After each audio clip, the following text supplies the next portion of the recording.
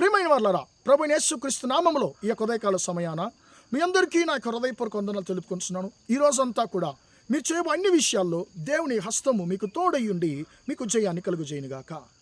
ఈరోజు మనం ధ్యానించుకోబెట్టే అంశం ఏంటంటే, దేవుని క్రియలకు స్థలమిద్దాం, దేవుని క్రియలకు స్థలమిద్దాము అనేటువంటి అంశం మీద మనం ఈరోజు దేవుని యొక్క వాక్యాన్ని ధ్యానించుకోబోతున్నామండి. ప్రియమైన దేవుని బిడ్డలారా, యోహాను సువార్త 11వ అధ్యాయంలో లాజరు యొక్క సంఘటన మనము చదువుతున్నామండి. లాజరు అతడు వ్యాధిగ్రస్తుడిగా ఉన్నప్పుడు యేసు యొక్క వర్తమానము వాళ్ళ సహోదరులు పంపిస్తున్నారు. నువ్వు ప్రేమించేవాడు వ్యాధిగా ఉన్నాడు, బలహీనతగా ఉన్నాడు అని చెప్పి ఆయనకు వర్తమానం పంపించబడుతుంది. కానీ యేసుక్రీస్తు ఏం చేశాడు, ఆయన ఉండేటువంటి స్థలంలో ఇంకా 2 రోజులుండి ఆయన వెళ్ళడంకు ఆలస్యం చేశాడు. ఎందుకంటే మనుషుల యొక్క ఆలోచనలు వేరు, దేవుని యొక్క చిత్తము వేరు. ఆయన సమస్తాన్ని ఎరిగిన దేవుడు కాబట్టి ఆయన తన రాకడను అక్కడికి వెళ్ళడానికి ఇంకా కొంచెం ఆలస్యం చేస్తున్నాడండి. ఇప్పుడు 4 దినాలు అవుతుంది, ఆయన చనిపోతున్నాడు. చనిపోయి లాజరు పాతిపెట్టబడి 4 దినాలు అయిన తర్వాత యేసుక్రీస్తు బేతనీయ గ్రామానికి వెళుతున్నాడు. అప్పుడు సహోదరులు అంటున్నారు, అయ్యా నువ్వు ఇక్కడ ఉంటే నా సహోదరుడు చనిపోయేవాడు కాదు కదా, మరణించేవాడు కాదు కదా అని చెప్పి వాళ్ళు అడుగుతున్నారు.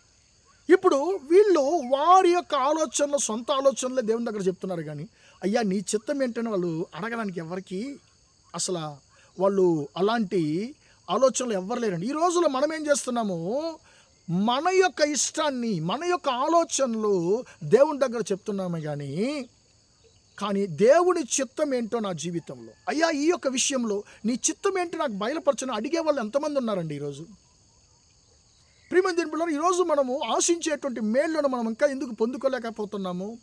లేకుంటే మనం మేళ్ళు పొందుకున్నా కూడా ఆ మేళ్లలో ఎందుకు అన్ని సమస్యలు ఉన్నాయంటే కారణం ఏంటంటే, మనం ఏదైతే అడిగామో ఆయన అదే కదా ఆయన ఇచ్చాడు. మనం ఇది నాకు కావాలేసయ్యా అని మనం అడిగితే ఆయన అది ఇస్తాడు. కానీ అందులో ఉండేటువంటి సమస్యలు ఆయనకే తెలుసు, మనకు తెలియదు. ఆ ఆశీర్వాదాన్ని పొందుకున్న తర్వాత అయ్యో ఈ యొక్క ఆశీర్వాదంలో ఇంత శ్రమలు ఉన్నాయని నాకు అసలు తెలియదని దాని గురించి మళ్ళీ బాధపడతాం. ప్రియమైన దేవుని బిడ్డలారా, ఇప్పుడు 4 దినాలు అయిన తర్వాత యేసుక్రీస్తు వస్తున్నాడు. అక్కడికి వచ్చి లాజరు సమాధి దగ్గరికి వెళుతున్నాడు. అక్కడ ఉండేటువంటి బండను తొలగించమంటున్నాడు. అప్పుడు చనిపోయిన వాడి సహోదరి మార్తా అంటుంది 39వ వచనంలో, యోహాను 11:39లో ఆమె అంటుంది, ప్రభువా అతడు పాతి పెట్టబడి 4 దినాలు అవుతుంది, ఇప్పుడు భయంకరమైన వాసన వచ్చేస్తుంది, అయ్యా వద్దు అని చెప్పి అంటుంది. అప్పుడు యేసుక్రీస్తు అంటున్నాడు, నువ్వు నమ్మిన ఎడల దేవుని మహిమను చూచెదవని నేను నీతో చెప్పలేదా అంటున్నాడు. ప్రియమైన దేవుడు, ఆయన ఒక గొప్ప అద్భుతాన్ని చేయడానికి ఆయన సిద్ధంగా ఉన్నాడు. వారి కుటుంబంలో తమ చిత్తాన్ని నెరవేర్చుకోవడానికి ఆయన అక్కడికి వచ్చాడు. ఇప్పుడు అంటున్నాడు, నేను నా చిత్తాన్ని జరిగించాలంటే మీకు నాకు మధ్య ఉన్నటువంటి అడ్డుబండ తొలగించబడాలి. ఆ యొక్క సమాధి యొక్క ద్వారాను ఉండేటువంటి అడ్డుబండ తొలగించబడాలి. ద్వారానుంది అడ్డుబండ, ఆ ద్వారంలోకి అడ్డుగా ఉన్న అడ్డుబండ తొలగించబడాలి. అప్పుడే నేను క్రియ జరిగించగలనని యేసయ్య అంటున్నప్పుడు, ప్రియమైన మీరు అంటున్నారు, అయ్యా అది తీసేస్తే భయంకరమైన వాసన కొడుతుంది. ప్రియమైన అప్పుడు యేసయ్య అంటున్నాడు, నువ్వు నమ్మితేనే నా క్రియలు నువ్వు పొందుకుంటావు. అంటే అర్థం ఏంటి, నేను క్రియ జరిగించడానికి నీ జీవితాన్ని అప్పగించు. నీ యొక్క ఆలోచనలు నా దగ్గర చెప్పకు. నువ్వు కోరుకునేది నీ ఆలోచన, నీ సొంత ఆలోచనలు, వాళ్ళు వీళ్ళు చెప్పే ఆలోచనలు నా దగ్గర చెప్పొద్దు. నేను నీ జీవితంలో క్రియ జరిగించడానికి నీ జీవితాన్ని అప్పగించు నా కుమారుడా, నా కుమార్తెని యేసయ్య అంటున్నాడు. నీ అడ్డుబండను తొలగించు, నీ అవిశ్వాసం అనేటువంటి అడ్డుబండను తొలగించు, నీ సొంత ఆలోచనలు అనేటువంటి అడ్డుబండను నా నుండి నువ్వు తొలగించినప్పుడే నేను నీ జీవితంలో మహిమగల క్రియలను చేయగలను, నా చిత్తాన్ని నీ జీవితంలో నెరవేర్చుకోగలను అంటున్నాడు.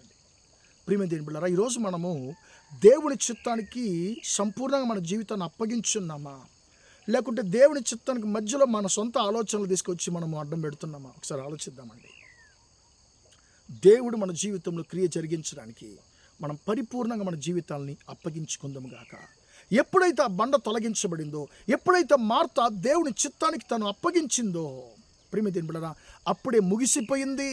లాజరు మరణించాడు, ఇంకంతా లాజరును చూడలేము ఇంకా అని చెప్పి మనుషులందరూ అంతా అయిపోయిందని చెప్పి ప్రియమైన దేవుని బిడ్డలారా తలంచుచున్నటువంటి ఆ యొక్క లాజరు జీవితాన్ని మళ్ళీ దేవుడు ప్రారంభించాడు. మరణించాడు అని చెప్పి అనుకున్నటువంటి లాజరు యొక్క జీవితాన్ని మళ్ళీ బ్రతికించాడు. లాజరును మళ్ళీ బ్రతికించాడు. లాజరు బయటికి రాన్నప్పుడు చనిపోయినవాడు పాతి పెట్టబడి 4 దినాలైంది. అతడు బయటకు వచ్చాడు, వెలుపలకు వచ్చాడు సమాధిలో నుండి.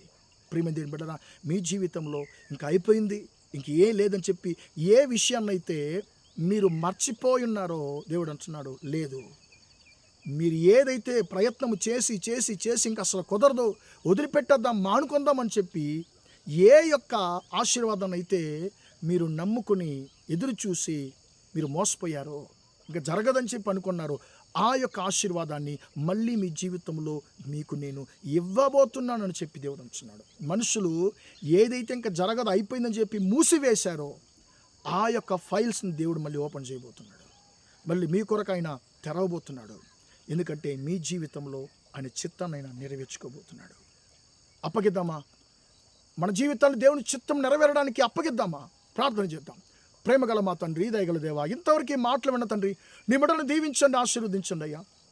నువ్వు నమ్మిన ఎడల దేవుని మహిమను చూతూ అన్న మాట ప్రకారం మా జీవితంలో తండ్రి మా యొక్క సొంత ఆలోచనలు కాదు, నీ చిత్తము జరగడానికి మా జీవితాన్ని సంపూర్ణంగా అప్పగిస్తున్నామయ్యా.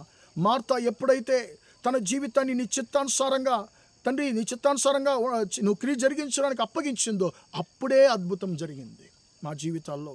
తండ్రి, నువ్వు అద్భుతం చేయకున్నట్లు మా యొక్క సొంత ఆలోచనలు, మా అవిశ్వాసం ఒకవేళ మాకు అడ్డుబండలుగా ఉన్నట్లయితే తండ్రి, ఈ మాటలు వింటున్న ప్రతి ఒక్కరి జీవితంలో ఉన్నటువంటి అవిశ్వాసం అనేటువంటి అడ్డుబండలు తండ్రి, స్తోత్రం, మా యొక్క మనుషుల యొక్క ఆలోచనలు అనేటువంటి తలంపులు అనేటువంటి అడ్డుబండలను తొలగించి తండ్రి, మీ బిడ్డల జీవితంలో మీ క్రియను, మీ చిత్తాన్ని నెరవేర్చుకోమని ప్రార్థిస్తున్నాను. ఈరోజు అంతా కూడా మా సహోదర సహోదరి చేసే అన్ని విషయాల్లో మీ హస్తం తోడున్న ఆశీర్వదించమని యేసయ్య నామంలో ప్రార్థించి అడిగి వేడుకొనిచున్నాను తండ్రి. ఆమేన్, ఆమేన్. ప్రియమైన వారలారా, దేవుడు మిమ్మల్ని దీవించి ఆశీర్వదించును గాక. Praise the lord, praise the lord.